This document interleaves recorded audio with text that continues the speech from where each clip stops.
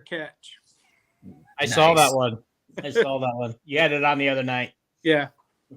Okay, guys, we're live. We're live. We're here to, and there's that feedback again. All right, we are live. We're here on part 2 to discuss the bowl game. He'll be back. He's gonna figure out what's going on and come back, I'm sure. Yeah. We're here to discuss the bowl game and part 2. I did part 1 last night. I kind of kept it general because I didn't want to spoil any good things that come out of you guys tonight. So I guess the first thing, let's just talk about the basketball games first while we wait for Jason to return. Okay. All right. What do you think about the men, Paul? What do you think about the men? Are they underrated, overrated, not as good as we think they might be, or good as they think they are? Because they gave early on, they handled Wisconsin pretty easily, or not easily, but they stuck with Wisconsin. And then as the second half went on, they just kind of let it get away from them. They're just unattractive to watch, which is really disappointing. As a guy who grew up, living and breathing Hawkeye football and Hawkeye basketball, now to turn on those games, they're almost painful. Really both sports at times, right? Football and men's basketball can be painful to watch, and that's hard. So, well, we grew up in the good time. We grew up in the good time of Iowa basketball, though, right? Right. In the 80s, Iowa basketball was, it was one of the best programs in the country. So there is that. The football and then Dr. Tom. Yeah. Mm-hmm. Right. And Dr. Tom's still the last one to take them to the Sweet 16. That's been 20 years ago. Yeah. So, and I think what we're seeing out of Iowa basketball right now is, look, the college game and also the pro game is dominant. It's guard play, right? That guard play is what runs the show. And Iowa's best player right now is a true freshman big. their best players are freshmen in my mind. Right. Yeah. And that's just not how games are won anymore. It's just not. The game has evolved to where, you've got to have good guard play, and we just don't. Especially come tournament time. Yeah. Right. Guards win the tournament. Yeah, I think we're going through some growing pains, guys. But this year, honestly, I look for this team to bounce back next year and be a force. But they have stud freshmen. They just they should just play the youngsters more. Mm-hmm. Let Harding get some experience. Play Josh Dix more. There's times where the starters, Sanford, he just like he's always been, though, he just does not want to play defense. Right. Peyton just gets, and when his shot's not on, he turns the ball over on some stupid things too. Iowa was on a run, and then the Sanford got the ball, got the rebound, was headed up the court, and then he just throws it right to Wisconsin. Right. It was like, what the heck are you doing? Like, it was like something you would do under the in high school. Like, you wouldn't even do that in high school because he literally threw it right to him. It's like, Stanford, what are you doing? Yeah. Okay, so they definitely have a tough schedule coming up because some of these teams are playing better. Nebraska's playing a lot better. I don't know about Rutgers. I don't know, but maybe that should be a win at home coming up. I think that's next. I don't think any of them should be a win. I just think they just got to win. If they shoot great, play great, they can win by 20. It's, to me, this is the same Fran team, just without the star, right? Correct. Had the Murrays, and he had Garza, which would take you to another level. This team don't have a star. That doesn't have any. But if they're on, if Stanford's on, if the rest of their shooters are shooting, they're going to win that game. Sometimes you're going to be like, where has this been, right? But shooting is so up and down, and it's always been like that for Iowa. Even with the Stars, if they weren't shooting good because they don't play defense, they weren't going to win. Right. Well, and Fran did say at the beginning of the season that this was going to be a team where somebody different's always going to step up and be that guy because he didn't have that one go-to guy. He thought originally he said he thought Peyton Stanford would be, and maybe his son would be the go-to guys, but that's Perkins too. But they're not really. I mean, Perkins stepped up last night. He was the man last night. I don't know that Iowa has any other Big Ten starters in their starting five. I mean, like, you'd be hard pressed to say, oh, this guy would start at any other Big Ten school right now. And that's they don't have one. They don't have one starter. Right. Okay, so let's move on to the women, and and about the logo shot that won the game, the walk-off logo shot. So that was pretty impressive. My wife and I were watching it, and she comes around and grabs that shot and she shoots it. I'm thinking it's probably not going in, and she hits it right there at the buzzer, and I'm going, "Oh my God!" My wife and I are going nuts. She's running around and. I was more impressed with the block she had with about a minute left in the game than her game-winning shot. I mean, we've seen her do that a million times, but for her to just swat that shot back like Dikembe Mutombo, I mean, it was that was cool. That was cool. And we got a break in the game. Yeah, because we got a call in our favor on Molly Davis. They said that was in the act of shooting, so she gets 3 free throws, hits 2 of them. And she clearly wasn't in the act of shooting. Well, she must have got fouled when she just kind of, how she faked it. Yeah. She must have got fouled right there while she was faking it. And the thing was, like, I mean, if she had continued on with the shooting motion, but if anything, I think she was mostly just trying to avoid the collision that eventually happened. Right. I mean, it was almost just natural reaction. Mm-hmm. Let me get out of the way of this flying object headed my direction. Did you think Michigan State women players were a little more physical than they needed to be last night? Or is it just my imagination? Is that just typical ball? You play how the refs let you play, in my opinion. Yeah, the refs were letting them play for sure. Yeah. Same thing in the men's game. Yep. It seemed like they were allowing a lot of contact, a lot of. What I dislike, and it's good that we can complain about this in a win, right? Because otherwise, it just sounds like we're complaining whiners. Right. But when you let them play, and then all of a sudden start calling kind of ticky-tack stuff. And it's really inconsistent. And it's like, well, wait a minute. How did that was worth 3 points in a wrestling match for a takedown, and it's not a foul, Yeah. No, I agreed with it. I mean, it was nice. The flow of the game was good because there wasn't fouls being called. Both sides were playing rough. It wasn't like it was just one side. Mm-hmm. Just beating up each other, and the refs were letting it go. So, and good to go back, I heard you when I was taking care of myself, my throat. Mm-hmm. That's what you said about, that 3-point play or the 3-pointer that shouldn't have been, which it shouldn't. Mm-hmm. It also wasn't a fair catch. So, I mean, right. That's true. Sometimes it just happens like that. Yeah. Okay. One more non-football thing before we hit football. You guys saw the stuff on AJ Ferrari this weekend on his behavior and stuff. I mean, you guys' personal opinion, do you think he should still become a Hawkeye?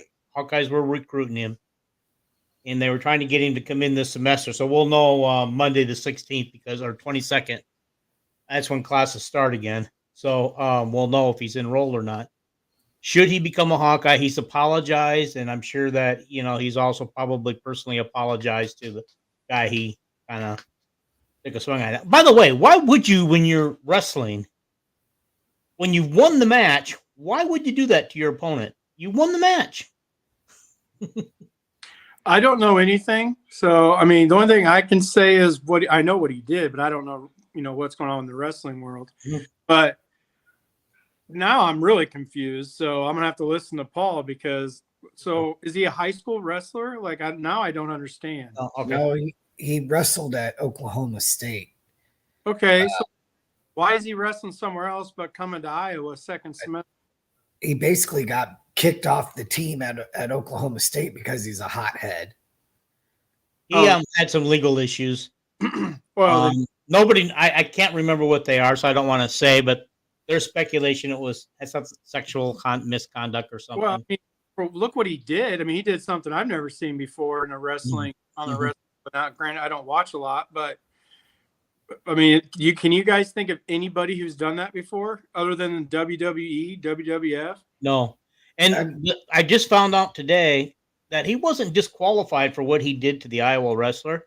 He was disqualified because he put his hands on a ref. Like, I think he'd be a wrestling room cancer. Whatever benefits he may provide on the mat, I think it would be. I don't want him anywhere near the program. Mm-hmm. That's just me. Yeah, okay. My personal opinion is Iowa could use a little of that fire going after Penn State, and I wouldn't mind seeing him because I think if we don't have him, we don't get his two brothers, and his two brothers are better wrestlers. Yeah, but what cost? I mean, would you want him to act like that as a Hawkeye? No, but I think they've got to set some boundaries for this guy. But apparently boundaries don't matter to him. Correct. I mean, sexual assault is what you were thinking that you heard, and but he got cleared of that. He was cleared of it. Yeah, he looks like a real model of restraint. I mean, what's that? Okay. All right. I just wanted to know you guys' opinion on it. I mean, it was big news all weekend, and that's fine. It's just like I would still love for him to be a Hawkeye, but I know I got an unpopular opinion right now. Okay. Yeah. Let's get to that debacle that happened on New Year's Day. There isn't a lot you can say because there isn't a lot of good you can pull from that game. And guys, I kind of said my take a little bit last night on my solo. So, Jason, why don't you go ahead and go first and tell me just a little bit of your take on the game? It went pretty much what I said in pregame, if you remember. I could care less about the offense unless Marco plays. Mm-hmm. What happened was what we discussed is going to happen unless Marco plays. Mm-hmm. And I said that pregame that I'm done with the offense the way it was. You're sending out a kid who's not even close to the Division I quarterback. Not even close. He fumbled again, holding the ball at his waist. You learn that in high school or hopefully younger. You hold the ball at minimum chest high, right? Granted, there's quarterback coaches that want the ball up shoulder high. There's some that wants it, down here. I mean, coaches have their different ways, but the ball is right here. You don't have the ball down here, so then somebody just come take it from you. Or if you get hit from the side, that's where the ball's at. You never have the ball down here. It's kind of like a big man in basketball. When you get a rebound and you're going to go up, you don't bring the ball back down, right? You catch the ball and you go up with the ball high. Because once you bring it down, all the short people can get the ball. Well, in football, especially him, you're going to want to attack him around his legs or waist, right? Because how big he is. So if he has the ball down here, odds are a helmet or an arm, something's going to get the ball. I mean, none of it. He his pocket. I mean, everything. There's nothing about him that says, like Petrus, his fundamentals were D1 fundamentals. He just wasn't very accurate, right? This kid has nothing. He literally has nothing. No pocket awareness, no accuracy. It makes zero sense to me why they played him. And what happened is what we all knew was going to happen as long as Dean. I just put you as quarterback, Dean. I probably would not do as well as Deacon. Didn't do much worse. Yeah. I mean, what Deacon did is what we discussed. there's just no he doesn't know what he's doing, and he's been working with the professional QB coach since like 8th grade or something. He said, like, in one of his interviews, he said he's been working with whoever who got him into football.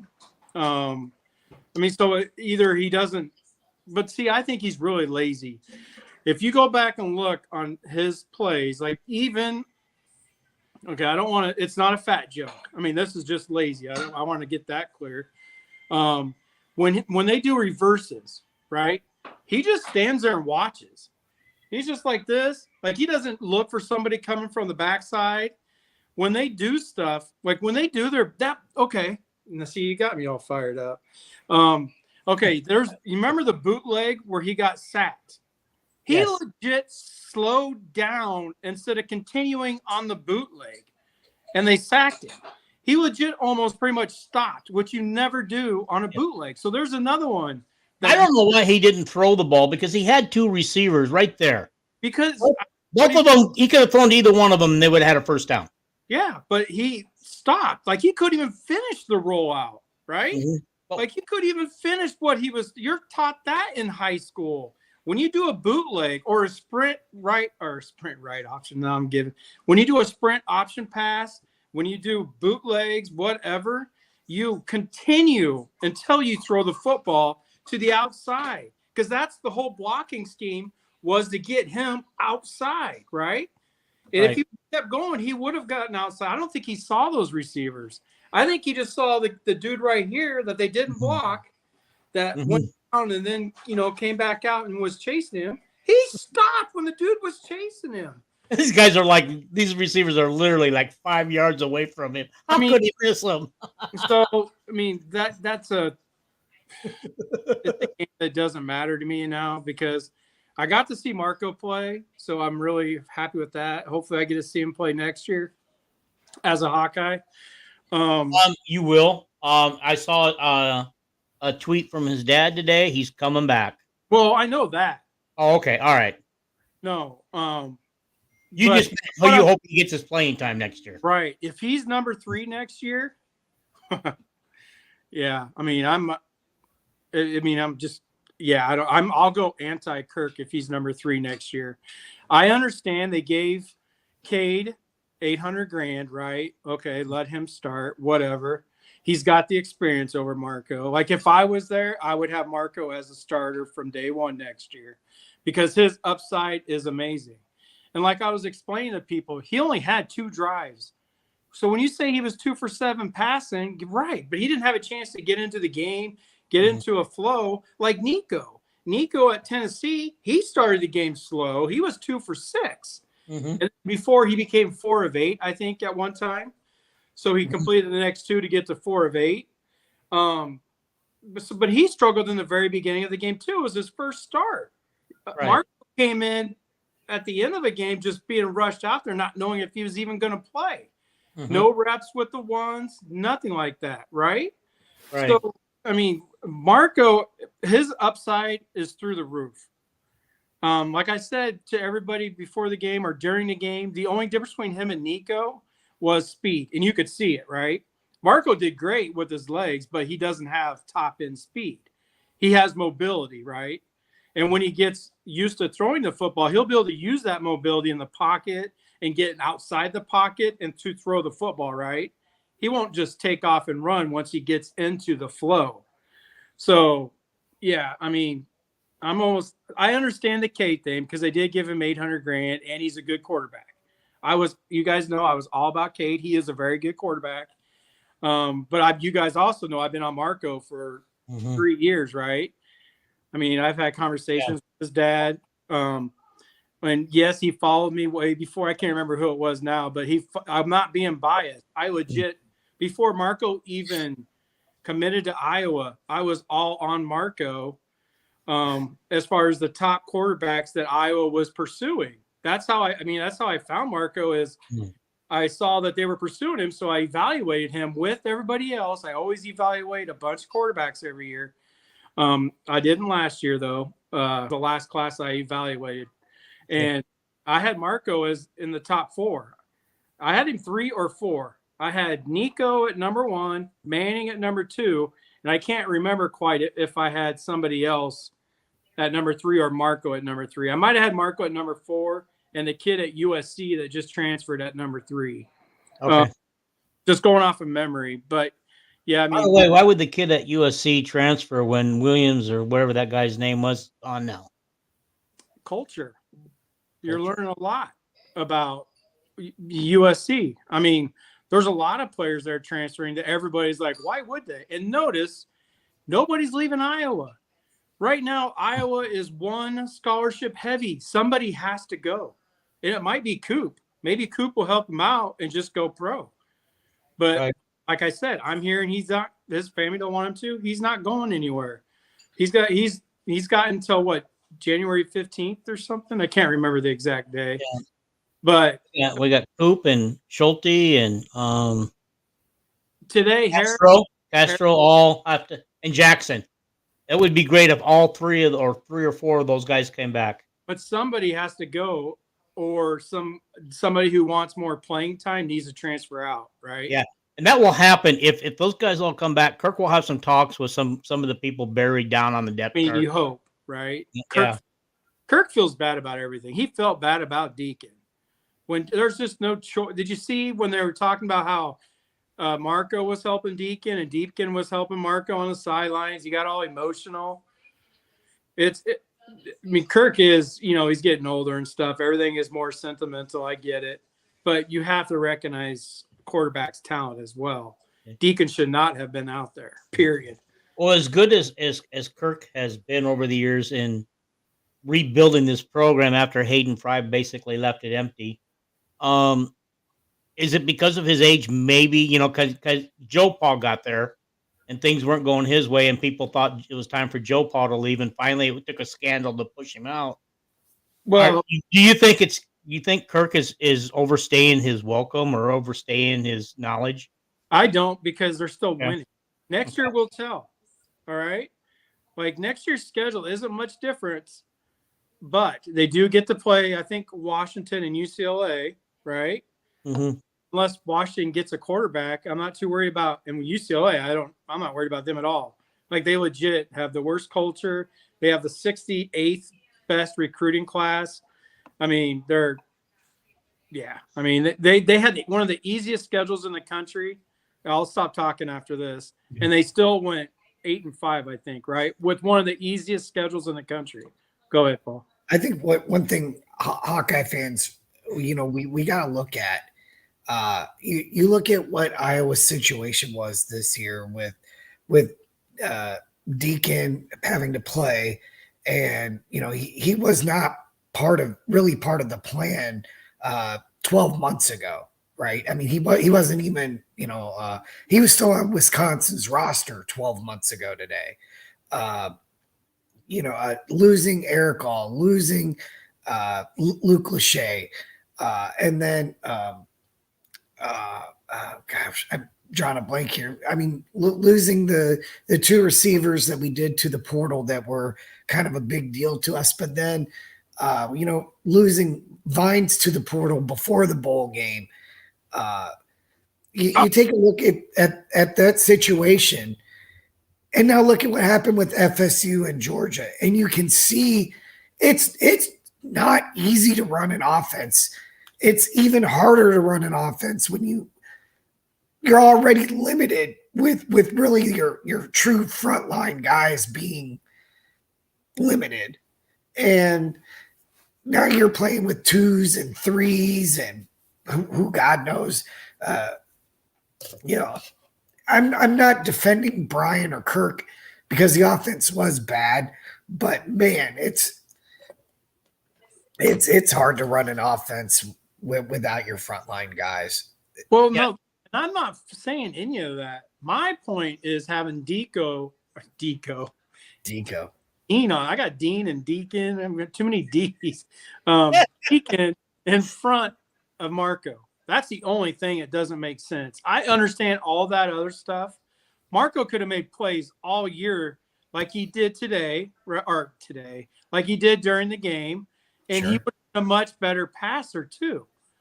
He would have got comfortable. He can see everything, whereas Deacon don't see anything. Thanks, Kelvin. I always forget that, Kelvin, that it's by fall practice. So it must be before the season actually starts, like before practice starts next semester. Well, next season, I guess I should say. I guarantee somebody will be gone before then. I just don't want to put all this on Deacon because Deacon alone is not the issue. We can overcome Deacon's issues, but they say the offense is broke. Tell me what's broke, guys, because play calling, offensive line, blocking schemes, the scheme itself, running No, backs. nothing's It doesn't really fall all on Deacon because it couldn't possibly all fall on Deacon's hands. To me, it does. Okay. When you see wide open receivers, now they have to catch the ball. There was 2 drop passes, right? Yeah. That's the only Round drop 2, yeah. He dropped 2, but then those were the only real mistakes. There was, like I just named a bunch of times, Deacon was the reason. And then when you see Deacon in the pocket for 5 seconds and then he gets sacked, even on that fumble, I think he had 3.5 to 4 seconds to throw the ball, and he just sat there and took the hit. No, 90% of everything, it shows how important the quarterback is, right? The quarterback does everything. The quarterback can make the offensive line look good, and it can make the offensive line look bad. 0 offensive lines in the country can block for 5 seconds and give the quarterback all day and still not let him either leave the pocket, run, do whatever. He sits there. That one sack, he had at least 5 seconds. He just kept sitting there moving around a little bit until he got sacked. Yeah. And what was incredible was, I mean, from my vantage point there in the stadium, I don't know that Tennessee, I'd say 90% of the time, didn't have anybody deeper than about 8 yards off the line of scrimmage on defense. They had all 11 guys within seven yards of Well, the that's football. what the announcers kept talking about. And like I said, there was one time the announcer said the deep guy, I don't know which receiver ran it, was wide open, like no one covered him, which has happened a lot this year. And Deacon doesn't see it and doesn't throw it. Right. Deacon has to take the shots. Brian obviously called the play for it, but Deacon will not throw it deeper. It's the strangest thing that I've ever seen. Like the announcers even kept talking about how wide open the deep guys were in the Minnesota game. Minnesota did not cover some of the receivers half of the game, right? They literally left 2 receivers open to shut everything else down. That's why they only had 4 yards of offense in the second half. But yet we stayed with Deacon. Yeah. The other thing, too, is, and I don't know if they brought this up on TV or not because I haven't rewatched the game. I think Iowa started 2 or 3 possessions backed up inside our own, 5-yard line. We kind of got out Iowa'd a little bit against Tennessee. They did some really nice jobs punting the football. Tennessee did. I think we fair caught a ball one time on like the 6-yard line or something. It was like, why would you catch that? Just let it go into the end zone. Yeah. Those teams struggled. They did have one play where he decided not to fair catch it at the 5-yard line, and he thought it would go into the end zone, but Tennessee got down there and saved it. Yeah, it checked up. Yeah. Yeah. Like Tennessee's punter did well. Yeah. He really did.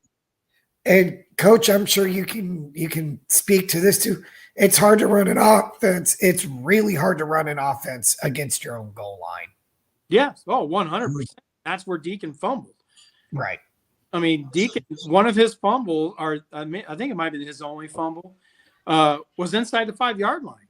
Mm-hmm. I've been okay with doing 3 quarterback sneaks and punting it. Yeah. Guys, you won't believe this, but I predicted that fumble just before it happened because I was telling my son-in-law, I says, watch this. This is a perfect situation for him. He's going to come in, hold the ball low. They're going to come in and slap that ball out of his hands. Sure enough, that happened. Well, that's what he did against Minnesota. He lost the Minnesota game all by himself. His 2 fumbles put Minnesota in scoring distance. Yeah. Minnesota wasn't doing anything against Iowa's defense. And, I was talking to some other Hawkeye fans like at halftime of the game. It's 14-0. And the game did to us in the stadium actually still feel that close.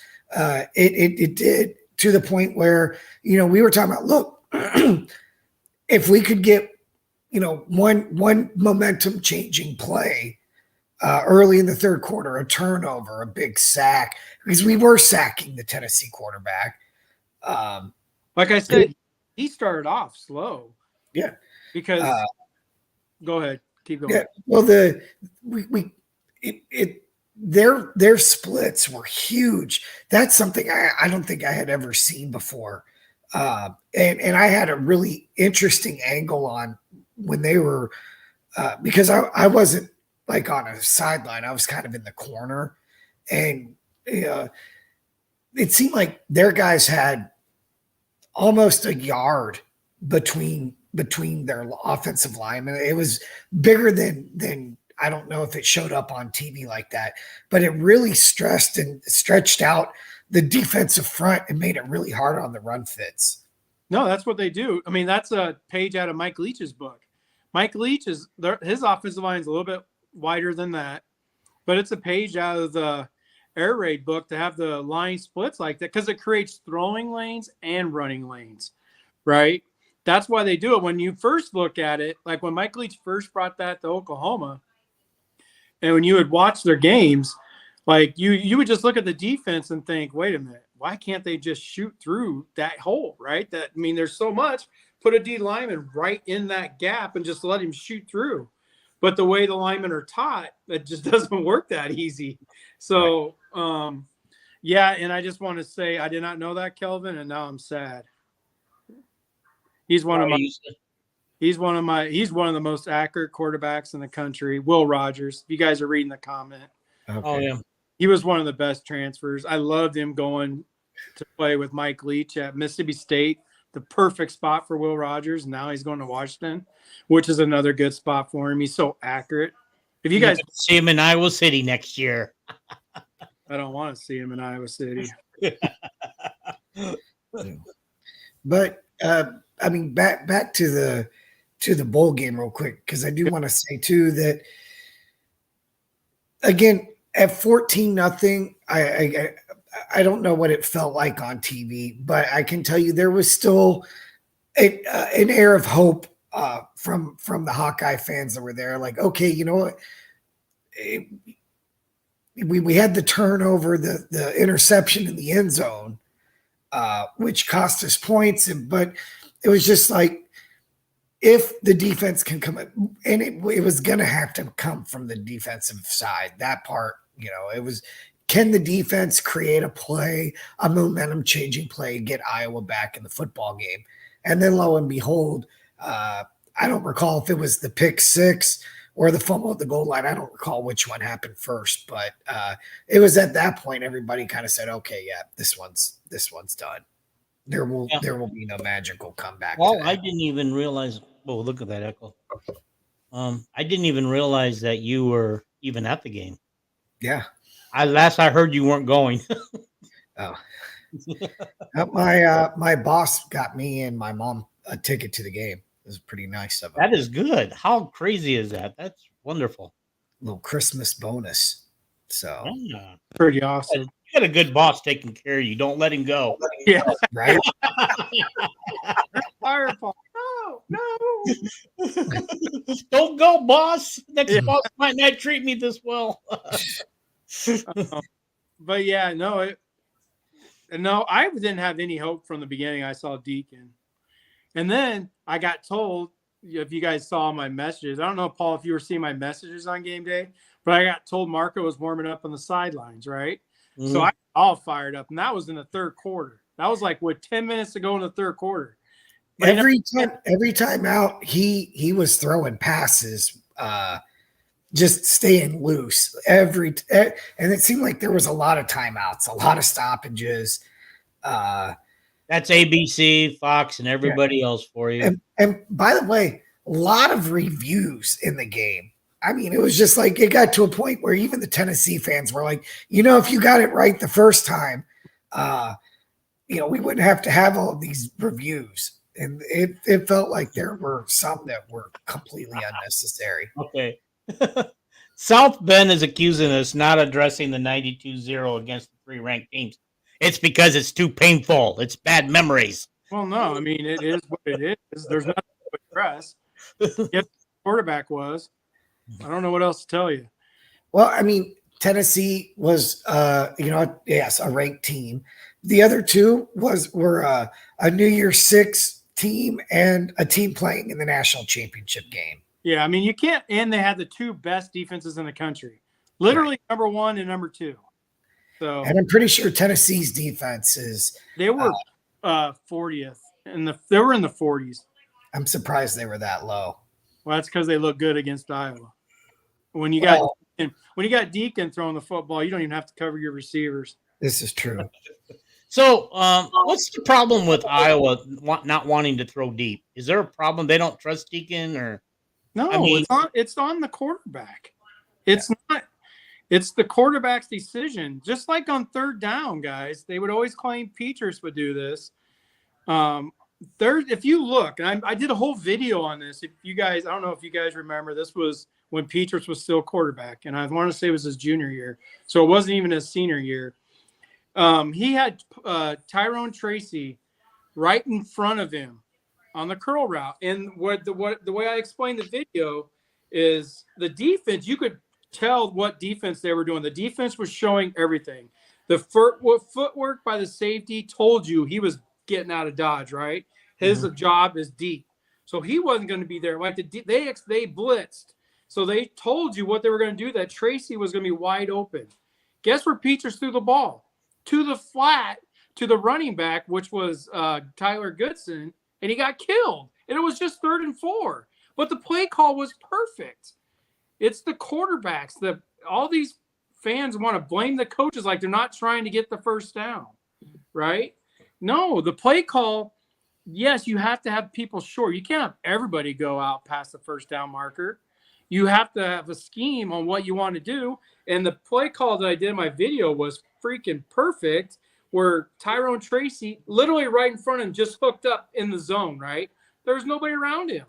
And Peters goes, and Goodson was double covered. They had somebody to fly, and the linebacker was going right to him, and he got killed. Well, let's be honest. Tracy would have dropped the ball anyway. I mean, but in that case, let him drop the damn ball. Then you can say, well, we had a first down, right? Right. So, no, it's not that they don't want it. The quarterback has to do it like the announcer said. There was a few times where Iowa receivers were wide open deep, but Deacon would not throw it. Like that pick 6 was one of them. They didn't cover the deep route. The guy took the flat. So they were probably in like a cover 2 possibly, or cover 3. I would say it was cover 3, but the defender didn't go all the way back with the receiver, or the receiver that went deep blew the doors off him just by athletic ability, whatever it was. The guy who went deep was open. Deacon throws it to the flat, and we get a pick 6. He throws it to the one guy that's covered. You could see that stuff. A quarterback has to see this, and Marco can see this, right? Marco's been taught this. You can go back and watch the drives Marco was in and compare it with Deacon. Watch how much more audible Marco is with the offensive line, pointing out what's going on, pointing. He's coming. He's blitzing. Point. So he knew in pre-snap, like every good quarterback does, what he should do, right? Because you always make a pre-snap read and then you make a post-snap read, right? Because if you guess wrong, you don't just continue with your pre-snap read. You have to think, okay, if the safety comes up, I have to hit here, but it's looking like the safety's backing up. So I'm going to go right here. If that safety goes back, boom, I have my receiver right here. Like you have to think about all that when you're up at the line of scrimmage. Deacon doesn't think of any of this stuff, I don't believe. He legit doesn't do anything when he goes up to the line of scrimmage except run the play. Right. I mean, I'm dead serious, guys. Everybody, whoever watches this, go back and watch the difference between Marco. We all know he ran the ball, but watch his pre-snap stuff and compare it to Deacon's pre-snap stuff. Completely, it's completely different, and it will tell you a story, right? Who decides the quarterback, Brian or Kirk?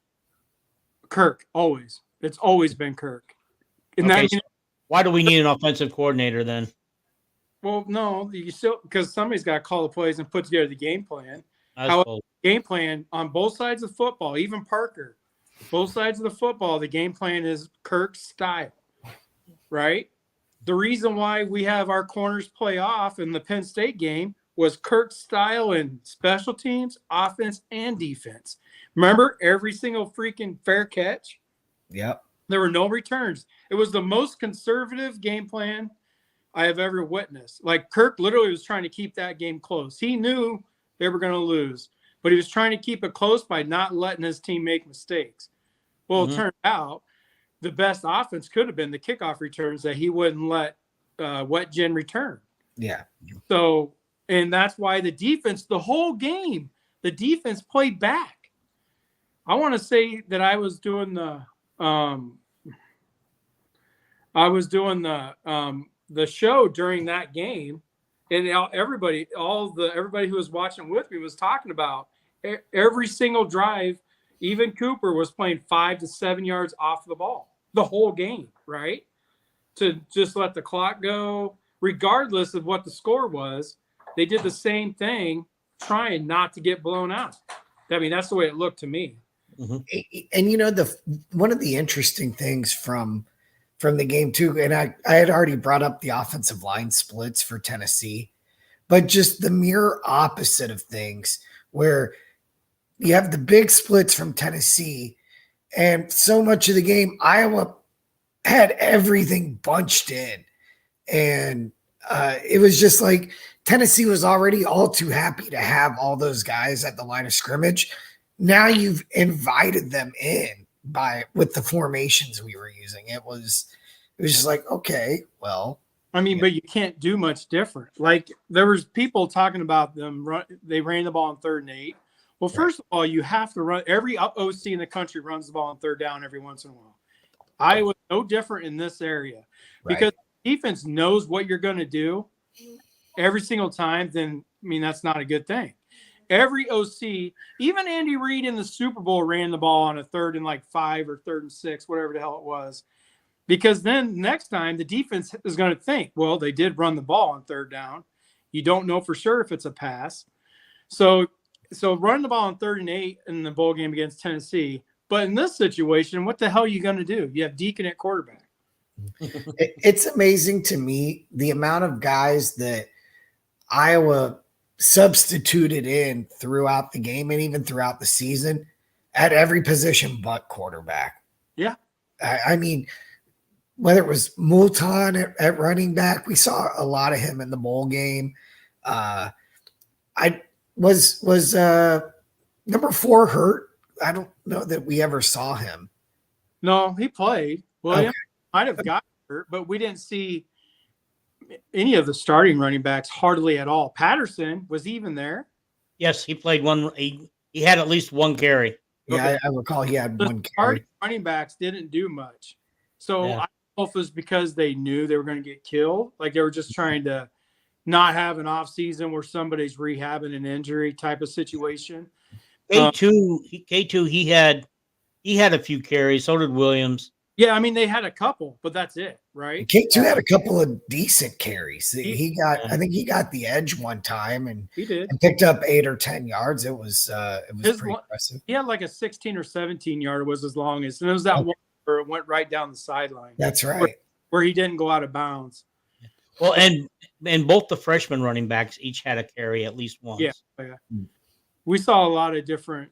I mean, I don't know, but this is what kind of bothers me a little bit because we were okay with putting our freshman running backs in early in the game before the game was decided, but we couldn't put Marco out there just in that situation before the game was decided. Makes no sense. But I'm going to go back to what Paul. It sounds like Paul doesn't remember. You're going to have to go back and watch our old shows or even our old messages on game day. Every single time Petrus would turn the ball over, you would comment, hey, Petrus, don't turn the ball over. Well, guess what? Kirk now cannot use that excuse because we talked about Petrus turn. He hardly ever turned it over compared to this dude had 11 fumbles through 8 interceptions. and he only threw 5 touchdowns, right? Right. This was You're not a very good quarterback when you throw more interceptions than you do touchdowns. and you fumble 11 times because you don't know how to hold the damn ball. Like he's just barely a high school level. He wasn't even going to play at Fordham. I'm almost guaranteeing you, if he would have went to Fordham, he still wouldn't have played. But Right. somehow Kirk falls in love with this character. I'm sure he's a great dude. But to sit there and whine about, like he was getting all emotional talking about Deacon and how Marco was helping him, in their friendship or whatever. No, you got to have a starting quarterback, right? You got to have somebody to lead. And Marco looked like a leader when he was out there. Regardless if his accuracy was off a little bit, that was his first game or his first only 2 series, right? And I love to bring in, Nico because he did the same thing the first couple series. He didn't play very well, but then he was able to get comfortable where Marco just had those 2 series. And in the second series Marco was in, they went back under center. They did their same bull crap. Do you remember what they did? They went back under center and they had him throw it to the flat, to the tight end. They didn't, instead of staying in the empty where he was spreading the field and he was finding running lanes, right? Yeah. So, all right, guys, let's go to some of these statements, these comments and stuff before we run out of time. I want to get a few of these guys in here. Next, Ari Gold says next season going to be really open up eyes when Hawks go 6-6. I think with the people that are already starting to recommit to coming back next year on our defense, they're going to be really good next year. Yeah, we'll have Cade back. Whether he's healthy or not remains to be seen. Lachey's coming back to catch some balls. Guys, I'm optimistic that right now maybe our 2 losses next year will be to Washington and Ohio State. I still don't think we're on that level, but I think we can beat everybody else on the schedule. By the way, as talented and deep as Ohio State is, they don't have their quarterback and a couple of receivers, 3 points. That's all they could muster with all the talent they recruit, all the 5 stars, all the 4 stars, all the highly rated guys, the transfer portal in that they get. So. Well, that shows you. Yeah, Paul, you actually you read my brain, which sometimes you do that, and I don't like it. But what I was going to say is, exactly what you said, but I'll just add, it just shows how important the quarterback position is, and how the quarterback position can literally lose you games, and it can win you games. But even a game manager is good because you don't lose the game, right? No turnovers for a quarterback is just as important as having no touchdowns or having 5 touchdowns, right? If you're throwing picks, you better have more touchdowns than picks. But if you're just a game manager where you complete passes on 3rd down, you don't turn it over, you let your team play defense. But like Ohio State's case, they didn't have a quarterback. And look what happens. Just like Iowa, they didn't have a quarterback. Their 5-star all-world quarterback threw for about 150 yards. And he did run the ball a few times, and they, that hurt us. But I mean, overall, he was. If we didn't give away the football, the score could have been a lot closer. It'd been like 21-0, maybe. I want to say he was like 11 of 19 throwing. I'm using my phone right now, so I can't on the iPads over there, but. I want to say, so yeah, Nico did not do much with his arm, but he was able to do what Marco did with his legs, right? And that was huge for them, just like it would have been huge to have Marco do it. Yeah, new OC. Oh, Kelvin, I do remember your question earlier. I'm sorry. It's between Joe and Paul. Like, Joe is still in it, and he will take less money, but they really want Paul. But along with his same question earlier, do you think he gets rid of Barnett? If whoever asked that, if Philbin is the head or the OC, yes, he will take over the O-line and Barnett will be gone. So, but if Paul gets the job, which is what they want, and if they'll pay him, he'll be the quarterback's coach in OC. So Barnett will probably stay, and Chris will just slide in and take Brian's duties. Yeah, see, we need a new O-line coach and a wide receiver coach. I don't think the O-line is that bad. It's just, again, from what I saw, especially against Tennessee, you've got 5 guys trying to block 9. It's just they're now. If at any point we could have created some kind of crease, some of those running plays could have gone for big because they had nobody back. Right. If they get through, yeah, you're right. There's nobody. There's no safety. If the running back would have broke through, they could have been gone. No, you're 100% accurate because they had everybody up on the line of scrimmage. But it's tough. It's tough sledding when you got 5 guys trying to block 9. Well, I mean, that's been my point this whole time is the quarterback has to complete passes to help the O-line out. Right. I mean, everybody wants to blame the O-line for some of these sacks. Granted, they did. There was one play where, what's his name? I can't believe I can't remember his name. There was one lineman that nobody likes, so you guys might know who that is. Yeah. He just blew it, like completely didn't block anybody. I get that. That happens sometimes. But more often than not, it's on the quarterback, that's what you can't. I mean, everybody messes up. You're going to have drop passes, but that doesn't mean because you get 2 drop passes that you get to throw 5 balls off in the God's country, or you don't get to just throw picks. Well, if he would have caught those 2 balls, we would have had first downs. Yeah, but what about your picks, right? It doesn't give Iowa. We just love to give quarterbacks excuses. I've been going through this since Nate Stanley because, Petrus made a lot of mistakes, not anything close to what we saw with Deacon, right? Petrus, when it comes to fundamentals, which is why he's going to be a great quarterback coach and probably a good OC, is Petrus has all the fundamentals in the world. It's just in that 6 seconds, his brain just, it doesn't all, he doesn't have to do that as a coach, right? You just teach him what to do. Only there's certain people that can play quarterback, right? And we have Cade and Marco. And the only way I'm going to say Iowa goes 6-6 next year is if Deacon is the quarterback. Yeah, right. If he's the quarterback, then you know what? Yeah. It is what it is. Yeah. Okay. South Bend says the defenses already know what we're going to do. They have every year. They already know. It's always been, what we're going to do. Just try to stop us. And they do. I disagree. I disagree with that as well. But. Yes, Iowa has our bread and butter plays, and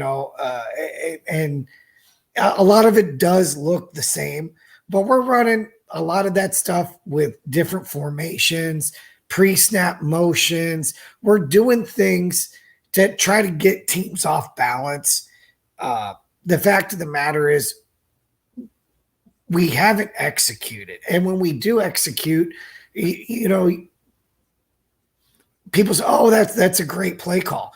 It's the same stuff we've been running. It's just sometimes, a blind squirrel finds a nut and, The announcer said that a couple times about Brian. That was a great play call. Man, if they could have connected on that one.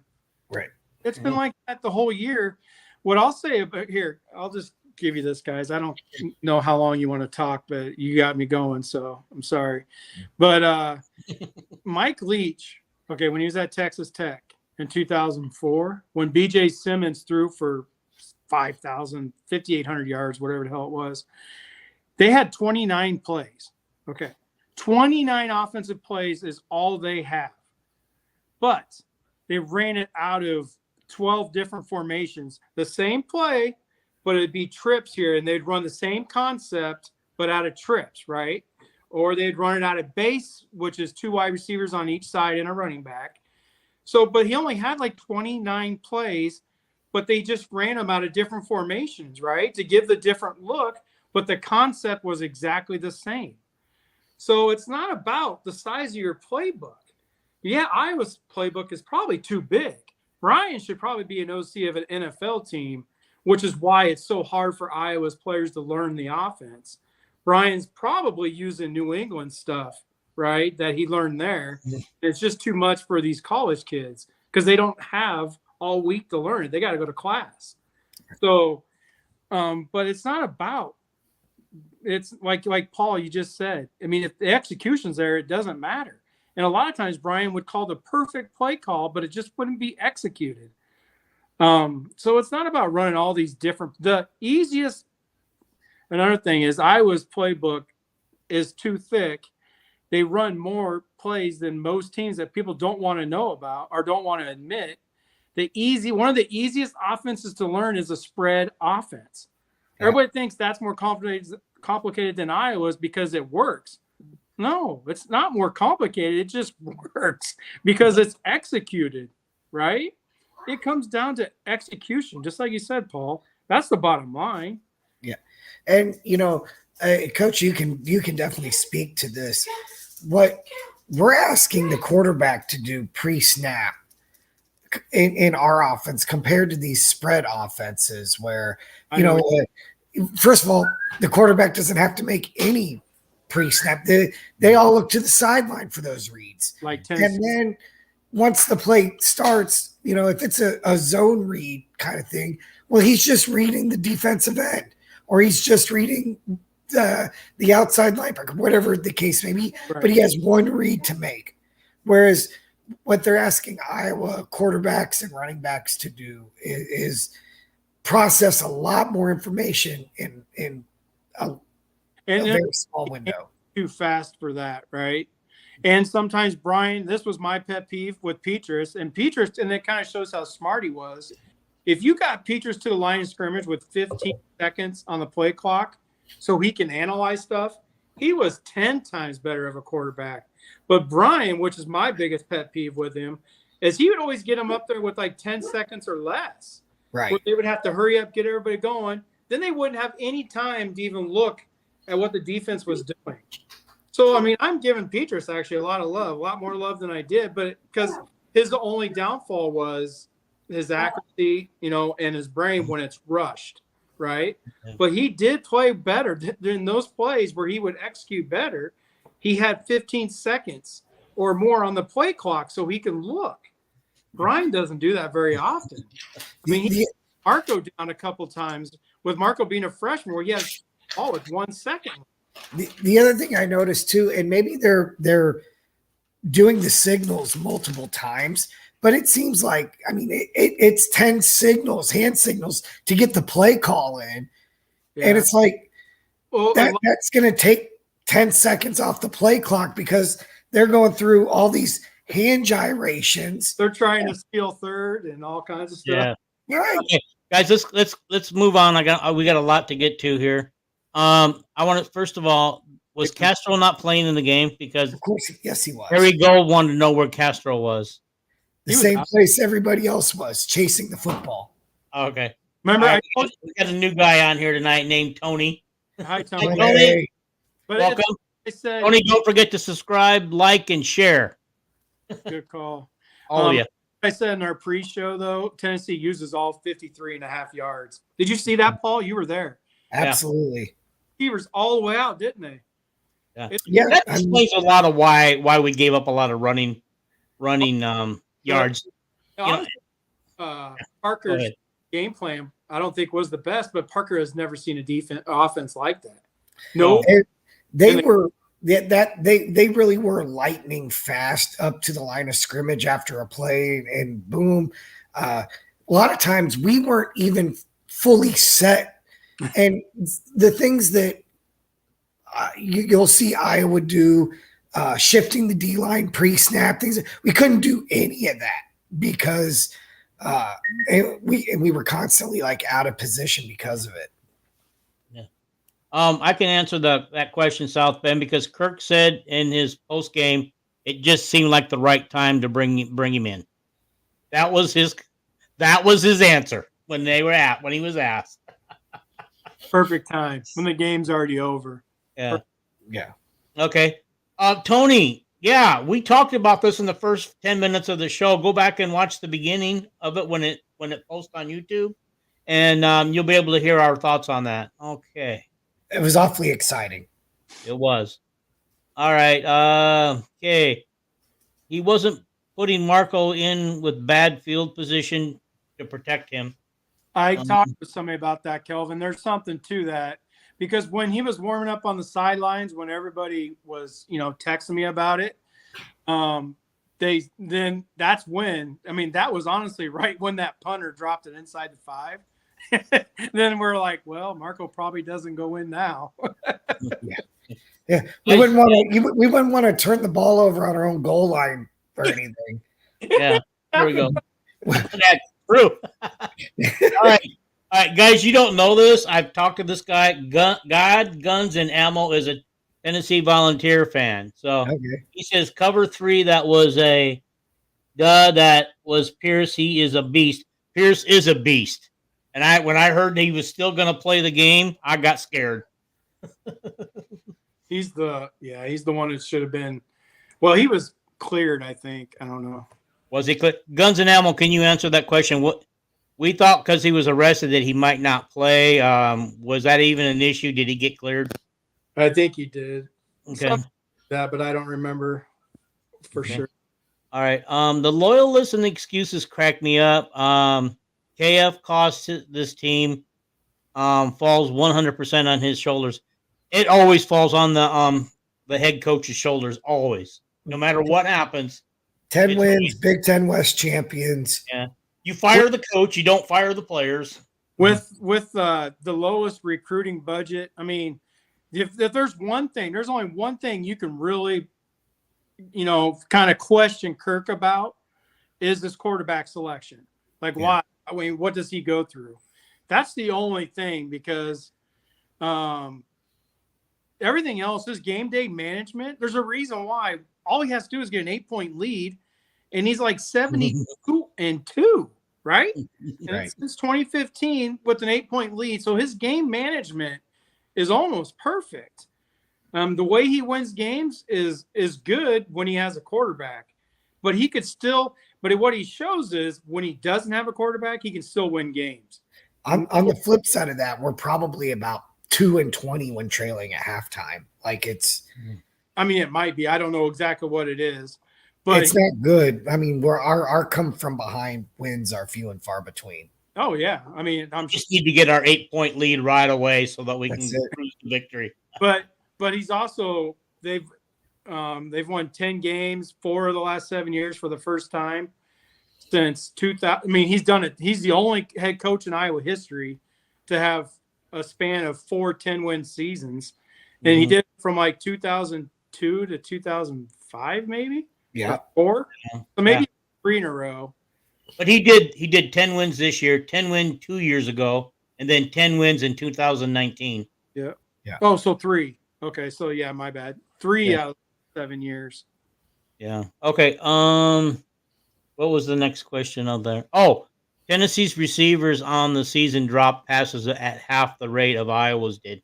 They have better receivers than we do. Well, not only that, but their quarterback probably Milton or the Tua Tagovailoa Wish.com quarterback that they played, whatever his name is, it threw more catchable passes. I was just going to say that Deacon doesn't throw a catchable ball at all. When the guy is 6 yards away, this is what's disgusting. Really, is Deacon has a big arm. The guy has a cannon. He can throw it, but he won't. But if the guy's 6 yards away, he throws it like he's 30 yards away. And it's like this. It's a wobbler. Right. The only way you can catch those balls if they're coming that fast is if it's a tight spiral where it goes right into your hands, unless you're Marvin Harrison Jr. Yeah. By the way, wait, your wobbler, that kind of reminded me of Coops, not a fair catch. Yeah. But yeah, when he throws a duck at 180 miles an hour. It is what it is. Okay. All right. Put the mobile QB in so you have an extra runner. Freshman for the Iowa looked a lot better than the starter. That baffles me why they didn't change QBs. It baffled the whole fan base. Right. It's been baffling us since about week 4. Okay. Execution the last 2 years by Iowa offense. Dive bombed by Brian. Yeah. What's really a shame too is throughout the year when Deacon was struggling and turning the football over, and to not get, you know, whether it was Labus at the time or Marco, a series here or there just to see, you know, like, but I mean, it's just tough for me. It's tough because I just Marco. I don't understand because Marco, like I said, I had Marco as a 5-star. You know, could this be a situation where, I mean, where Kirk just has like scar tissue going all the way back to like Banks McCann, right? Where no, I'm dead serious, right? Where he will do whatever it takes to avoid that quarterback controversy. Mm-hmm. And, you know, if he can avoid it, he will at all costs. All right. I mean, Okay. right. God and Guns talks about this again. Tennessee had 2 stable wide receivers. One got hurt against Carolina. Our other wide receiver looked bad for the most part. A lot of Joe's bad numbers was drop balls or running wrong routes. It wasn't that good, honestly.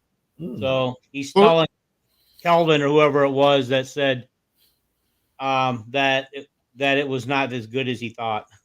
Well, Joe also is known for overthrowing his receivers. Mm-hmm. Like legit, he can barely connect on the deep pass, but at least he throws it. That's all I'm going to say about that. Yeah. If Tennessee didn't have a loaded running back room, we would not have won 8 games in the regular season. By the way, if we have to play Tennessee in a bowl game again next year, I'm bringing you on, God, Guns, and Ammo, as a special guest. All right. I've been to the last 2 Iowa Tennessee bowl games. If there's another one, I'm not going. Take that off. I figure I have to be the common denominator. By the way, Sam Laporta is a Pro Bowler, just so everybody knows, in his rookie year. Yeah. By the way, I watched, as I told you guys, we had Prime Raven watch the game with my son-in-law on Monday. That's the first Iowa loss that he's seen. And he couldn't believe when it got down to, 28-0. I was still he goes, "Why are you still watching this game?" I said, "Do your Raiders start getting beat badly? Do you stop watching?" He goes, "Yes, I do. I watch something worth watching." I go, "Well, I'm a little more loyal to this than you are." I watch every single game, every single snap. I don't know people. I stayed to the bitter end because guess what? There's no more Hawkeye football to watch until September. So. Yeah, just a lot of news. We wait for the OC, wait to see who's leaving, going into the transfer portal, and see if those other 3 or 4 guys are going to go NFL or not. Okay. Coach just said Deacon doesn't do anything when he comes to the line. Seems like a good head coach wouldn't have started him. Coach? Okay. You coach, not the KF coach. Like I said, I mean, we could talk all day about Kirk and his quarterback picking. I mean, I don't know what he sees, right? But you can't discredit everything else he does that's good for the program and why they win. The fact is his style wins without a quarterback. So he needs this time around. See, I don't think Paul comes either if he doesn't get to choose the quarterback. Right? Well, and, again, if what you're asking out of Deacon is, hey, get up to the line of scrimmage and just run the play, right? For better or for worse, maybe they were trying to have him do less thinking. Right. Go up there and just, run the play, play instinctive, because his internal clock is already off. It doesn't exist, right? But the weird part is, like I said, go back and watch Marco when he came in. Right. And he's a freshman. And he's out there helping his offensive line out, helping his running back out. So, yeah. So, I mean, you're right. But why, like what South Bend just said, why start him if you have to dumb it down like that and your freshman's able to do what he did? Like Marco knew when they were sending somebody, he would point at him. He would do all kinds of stuff to help out. I just don't think. I mean, it's almost getting old just talking about it. I don't understand the situation. So South Bend, but I won't take away everything else Kirk does to win games. Right? It pisses me off, but I'm more emotional about it now because Marco's the best quarterback we've had, and I don't know how long. He's the first 5-star quarterback I've ever evaluated that Iowa actually got. So, like Nate Stanley, I only had as a 3-star, but that was because he ran the freaking wing T in high school. So he was hard to. He had the goods, but then when I saw him actually play as a Hawkeye, as you guys know, he's my favorite Hawkeye quarterback. But Right. Marco, he's the first one I evaluated that can do. He could do everything Nico can do. He's just not as fast. So yeah, there All is. right. All right, God, Guns, and Ammo says that the charges were dropped, so good call on that one. Jason, you already knew that. Well, I heard that. I did not know for sure. Okay, Calvin says Kirk wins. And Yes, he does. okay, and South Bend says Kirk beats the teams now that are unranked and finish 50 and 70. He loses to teams that are ranked now. The last time I believe we beat a ranked team was 2 years ago when it was Penn State, right? Okay. And we still had a semblance of an offense that year. We also haven't played that many ranked opponents. We beat the teams that that good teams beat, right? Iowa isn't a great team, and again, I go back. Look at what happened to Ohio State in their bowl game without their quarterback, without Marvin Harrison Jr., and they're a team that, again, you go up and down their roster and it's nothing but 4 stars and 5 stars. And they get over $2 million to spend. We're sitting here talking about Kirk and ranked teams. Look at the recruiting of Iowa compared to all those ranked teams that we lost to. Kirk gets $600,000 to play with. Freaking Ohio State and Michigan spend over $2 million. Can you imagine? I mean, it's like apples and oranges when we're sitting here talking bad about Kirk against ranked teams. Tennessee had enough money to give that quarterback that we watched an $8 million contract for 4 years. So he's getting $2 million a year. Iowa don't have that much. Texas gave Manning $3 million just to be the backup this year. Right. So he could leave. Quinn Ewers, who's the quarterback for Texas, went to Ohio State as a freshman, collected a $2 million paycheck, then transferred to Texas. Iowa don't have money to give somebody $2 million and just to let him leave. I mean, this is crazy that people just talk bad about him when what he does with less is just nothing short of amazing. And right? If Iowa does have $2 million, they're giving it to Caitlin Clark. Caitlin Clark probably not collecting anything from the Swarm. She's got so much money coming from other directions. She's probably leaving it for her teammates. There was something you said that I wanted to bounce off of, and now I forgot what my Which one of us said it? I thought it was you, but I can't remember. I was talking about the recruiting. Oh, yeah. Quinn Ewers, right? Did they just get a guy in the transfer portal that supposedly going to come in and start next year at Texas, rather than when they already had Ewers? They have Manning. They gave $3 million to come this year to be the. Now Quinn Ewers, because they thought Quinn was going to go pro, but he's coming back. Now he's talking about coming back, so Manning's going to have to sit another year. So he's going to Manning. Why don't Manning just jump in the portal and go? Well, he might. It just depends on how much they pay him. They're probably going to have to give him another bag to be the backup next year, right? So, yeah. Kelvin wants to know if Cooper's coming back. Jason thinks he's coming back. His family wants him to come back. He wants to come back. The culture at Iowa is amazing. All these kids do not want to leave. And Cooper, now the ones that did, like I know you've talked about, the tight end who left as a sophomore. Lachey. No, the one that went pro. Well, we had 2 go pro. We had Hawkinson. Hawkinson. Kelvin likes to tell the story about Hawkinson and how he cried his eyes out. But his family isn't as well off as Cooper's, right? So it all comes down to the situation as well. They all do love Iowa, right?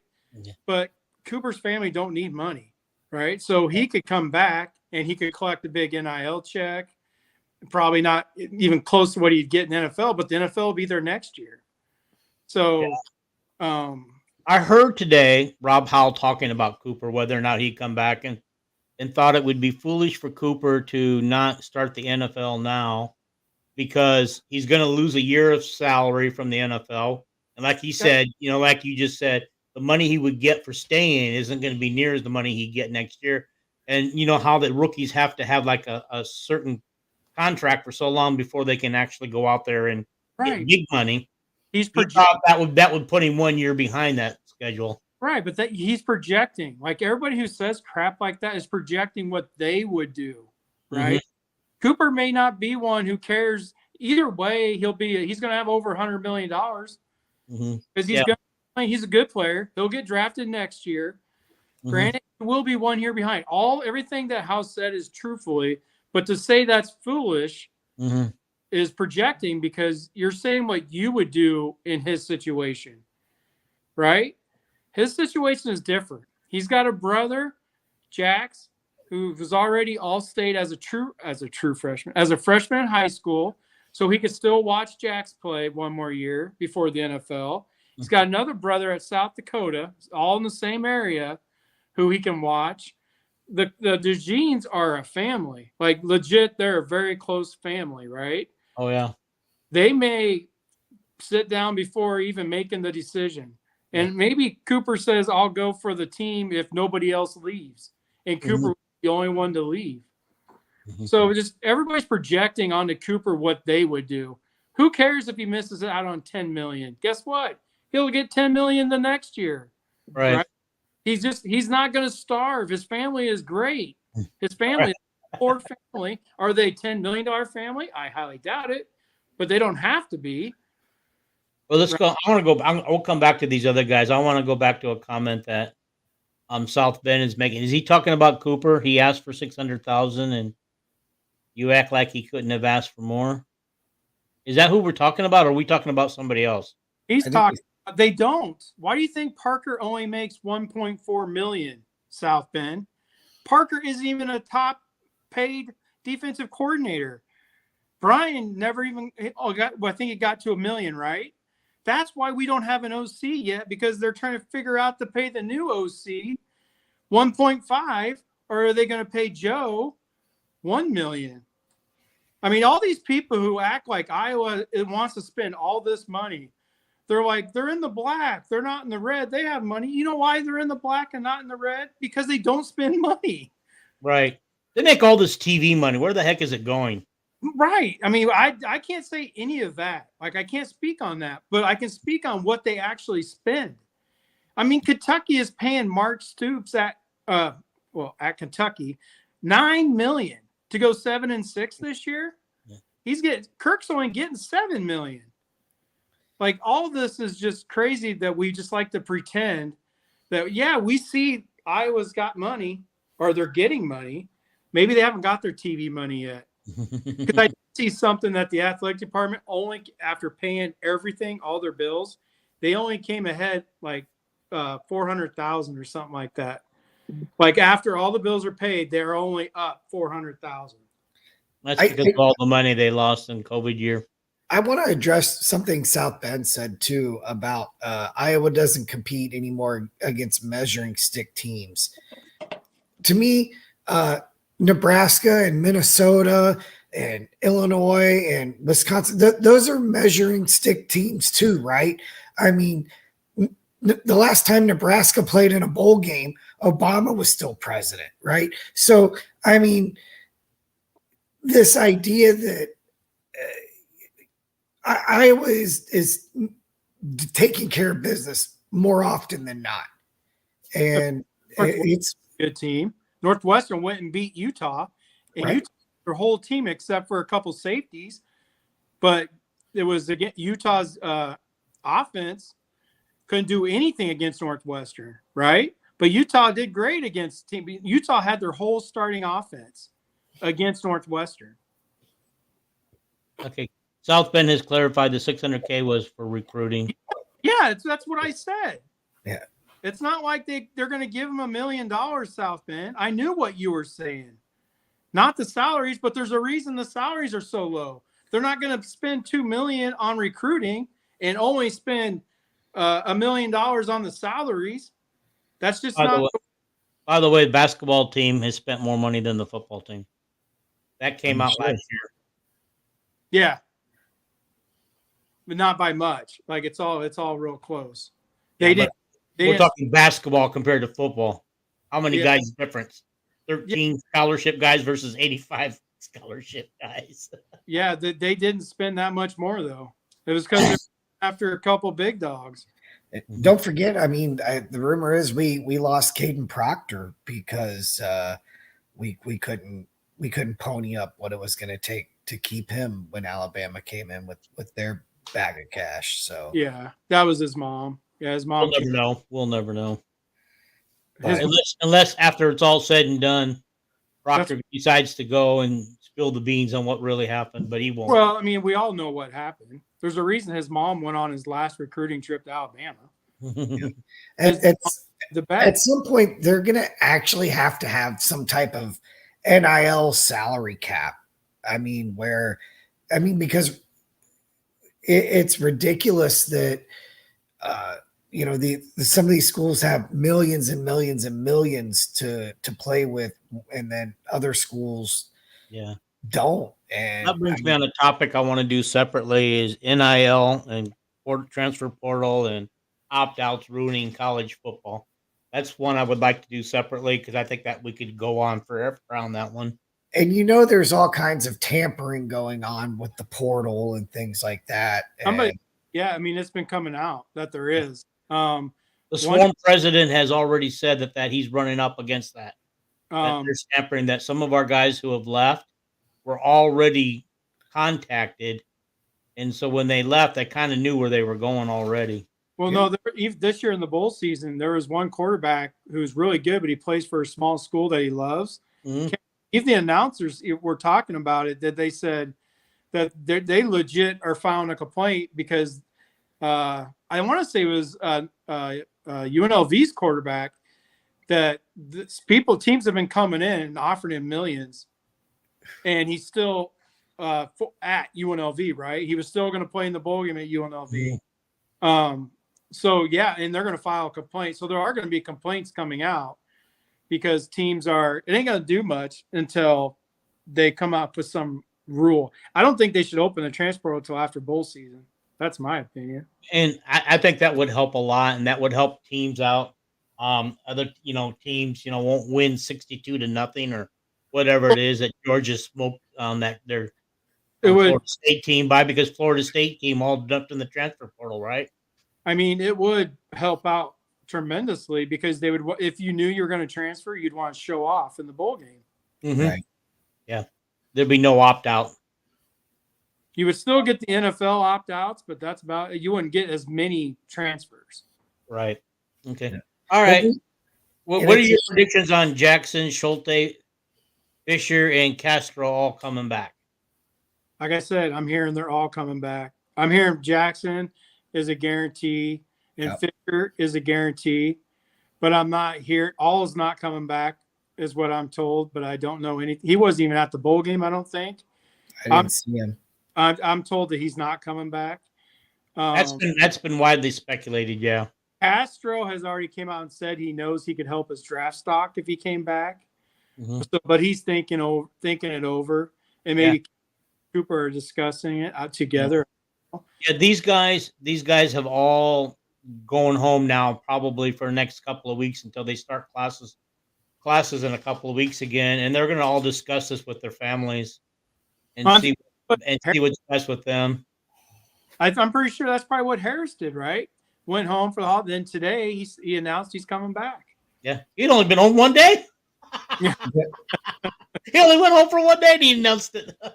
But maybe his family's like, I mean, we love watching Iowa.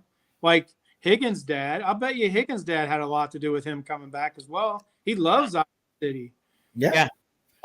He did. I think he made it public that he did tell his son that, but he also told his son to make a decision and make it quick. Don't drag it out. He's a military guy. Is that what it is? Yeah. But All's not coming back. Is what I'm like. Nothing's official, obviously, right? Mm-hmm. I'm told All's not coming back, but the rest of are possibilities. But I'm told Jackson is, Fisher is, Castro has already came out publicly and said that he knows he could help himself, but he hasn't committed. Schulte is quiet. Like, I haven't heard anything about Schulte. Like, I don't know if he knows. There's rumors that he won't start next year if he does come back. I guess. I think Jackson likes the idea of being able to come back and play with Higgins again. He mentioned that. Cohen, help me out with this safety's name, Kelvin. I'm hearing Schulte may not start. Like that Estrecker, Cohen Stricker, the Entringer. Yeah, Entringer. I'm told that he's probably going to start over Schulte, so Schulte might not come back, which is odd to me because, if a quarterback was coming back, he would be the starter no matter Come on, South Bend. The record's really 6-2, right? I'm just throwing that out there. It's really 6-2. Right? Nobody counts the Minnesota loss as a loss. Yeah, guys, we still got to go back and think. We still had a chance to win that with a field goal. We couldn't move the necessary yards to get in field goal range. Well, we went backwards, if I'm not mistaken. But yeah, I think somebody said we needed 20 yards forward, and we went 20 yards backwards. I don't even think with Drew Stevens at the time, the way that he was kicking the ball, we didn't even have to go the full 20 yards. Yeah, maybe 10 to 15. Who was the quarterback, guys? Yeah, it was Deacon. Well, I mean, that's all a moot point. It comes down to Deacon. Deacon lost that Minnesota game himself. The refs just finished it off for Deacon with the fair catch. But Deacon fumbled twice inside the red zone on his own red zone. Remember that? Yeah. So, I mean, same thing. There's the name you guys were thinking of. Oh, yeah. There you go, Kelvin. That's the guy. That's the kid who I'm hearing will probably start over Schulte. Well, I mean, I'm hearing he might not if he comes back. So that's why Schulte may not come back. Schulte did start this year, you're right. But apparently Entringer is very intriguing with this 4.3 speed. I could, if Castro moves on, then maybe that Entringer, maybe he plays the cash and Schulte. Yes. Obviously all that will come into play, right? If Castro does go pro, then Schulte will stay, or Schulte will come down and learn the cash, and Entringer would be safety with his speed. They love him at safety. So, I mean, you could say Schulte's Phil's fave, but Phil will switch out his players if he thinks it's going to make the team better. X could also play the cash. Yes, you're 100% right. If Castro does go, Schulte could come back and maybe Entringer could play the cash and be just like our cash player who's playing for the Giants right now. Man, he's playing awesome. Yeah.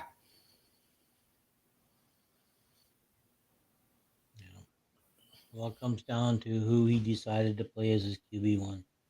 I don't think Deacon even gets a sniff next year. If he does, like I said, I'll be done. I will legit be done with Kirk if he has Deacon in front of Marco. This is how it should be for next year. I mean, Cade's number one until he can't until it's proven he can't play. Marco's right. Number 2. Reiser's number 3, and put Deacon on the scout team. Well, I mean, that probably won't happen because the freshman's always on the scout team, right? Right, yeah. But I don't care the way you said it, 1 and 2. Deacon can be third string, whatever, but I'll be South Bend's biggest supporter if Marco is number 3 next year. I will be anti-Kirk just because of what he's doing to Marco. Mm-hmm. I mean, that's how important I feel. I'm always about the quarterback. You guys know that. But Marco is way, way too good. Yeah. And he showed fans that he can actually do something, even when he's not seeing the field as far as throwing the football. But that comes with time, right? I mean, he did miss open receivers. He missed Regini, but he was also he only thrown 7 passes. So, well, guys, are you ready to call it a night? I think so. I think we definitely beat this horse to death, and then We beat it. that drum. That drum has been beat. So the horse is definitely dead with Deacon. That's not a fat joke. I'm just saying the horse. The elephant, the horse, whatever you want to call him. I just feel like you got to keep saying that. So many people are getting offended by people calling Deacon fat. I mean, by the way, he knows he's fat. He's already talked about losing weight going into the new season. I'm sure. I talk about losing weight too, but it doesn't happen. So. I was going to say that. Yeah. By the way, my doctor ordered me. Yeah, that's me. Like, I would survive longer. I mean, my health isn't great. I would survive longer if I lost weight, but it's a boring life not eating. So, whatever.